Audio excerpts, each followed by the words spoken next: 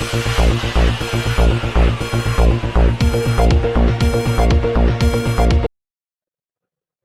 कि आपको विदित है कि कई बार हमें ऐसी जानकारियां मुहैया होती हैं और कई सारे ऐसे मुकदमे होते हैं जिसमें बाद में जांच उपरांत वो झूठे पाए जाते हैं।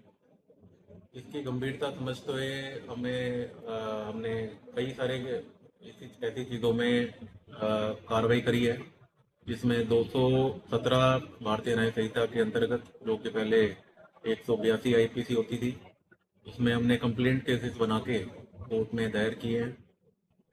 इसमें जैसे कि अगर हम बात करें तो कोई भी झूठी शिकायत होती है तो उसमें कई सारे पुलिस कर्मचारी मौके पे जाते हैं, कई सारी गाड़ियां मुहैया होती हैं और बहुत ज़्यादा कीमती वक्त प्रशासन का जाता है। तो उस चीज़ की गंभीरता समझते हुए हमने कुछ ऐसे दो चार केस आइडेंटिफाई करे और निरंतर करते भी रहेंगे।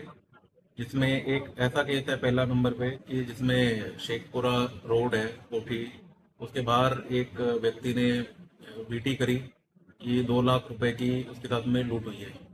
इसको हमने गहनता से जांच करी तो उसका झूठा पाया गया। उसके उसके भाई के साथ में कोई लेन देन का विषय था, जिसमें उसने उस पैसों को ना देने के एवज में ये झूठी लूट की कॉल कराई। तो उसमें हमने कार्रवाई करी है।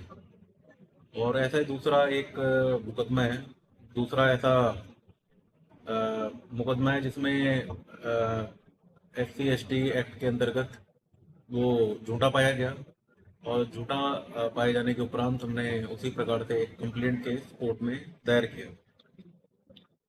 तीसरे नंबर पे एक जितेंद्र सन ऑफ हुकुमचंद थे भावती शहर के, उसने 112 की सूचना दी और करीब 2-3 बार उन्होंने अलग अलग दिनों पे गोलियां चलाने की सूचना दी। तो उस चीज़ में जब हमने जांच करी तो ये झूठा पाया गया और उसके तहत हमने उनके खिलाफ भी 217 BNS के अंतर्गत कार्रवाई करी।